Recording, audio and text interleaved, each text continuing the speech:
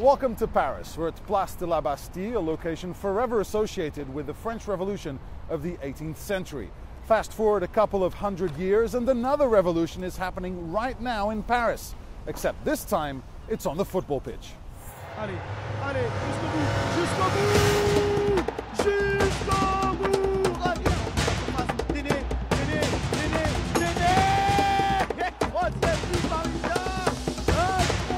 These are exciting times for Paris Saint-Germain.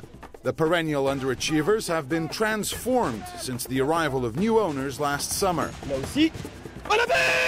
On the pitch, they are firing on all cylinders, while off it, the brand is booming. It's all part of a master plan to make PSG a European giant.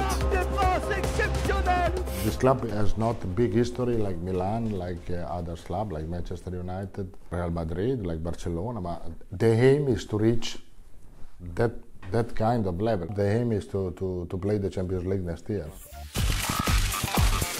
Carlo Ancelotti is the latest piece of a puzzle that started to be put together in May of 2011, when Qatar Investment Authority bought a 70% stake in the club. In came a new sporting director, Leonardo, and new players, including record signing Javier Pastore. The man responsible for this transformation is Nasser Al-Khelaifi. The club chairman was charged by owners QSI with taking the club to uncharted heights. And the 38-year-old Qatari told me he can't wait to bring Champions League football back to the Parc des Princes. Hopefully that next year, on group stages, hopefully that if we, succeed and win the league here for sure, it's going to be great in the stadium to see playing against Barcelona or Real Madrid. I think this is one of our dreams. Paris Saint-Germain have played in Europe's top club competition just 5 times. Then again, the club is relatively young, having only been formed as recently as 1970.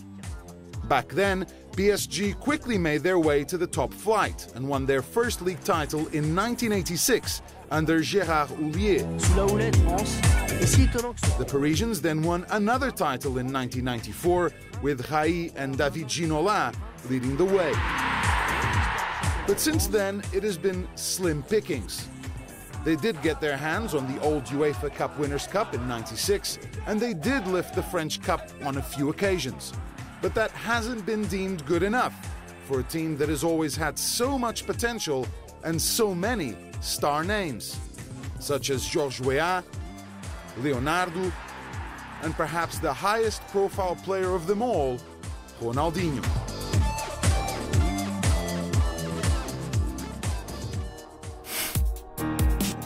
The last decade has been particularly poor for PSG, with the club failing to finish in the top 5 8 times. And just 4 years ago, the team narrowly avoided relegation. One of the players who was in the 2008 squad and who is still there now remembers that well. My first season here, we fight for the relegation. We was lucky on the last game, so the club was going up and down. But that's the past, and the future looks bright. Here at the Parc des Princes, you can already feel the impact the owners are making. The team is flying high in Ligue 1. Average attendance here in this stadium is up by 10,000 fans per game, and shirt sales are up a massive 180%. We love football. We came to Paris, as I said, we want to be one of the biggest clubs in Europe. For all the talk of success, the bosses know that their investments off the pitch must pay off on it. For example, Javier Pastore, who cost a French record 40 million euros, is expected to deliver. L'accélération de Pastore, la frappe! Et le but! Et le but del Flaco! ¿Cómo te sientes? Y háblame de la presión de ser el jugador más caro de siempre del fútbol francés.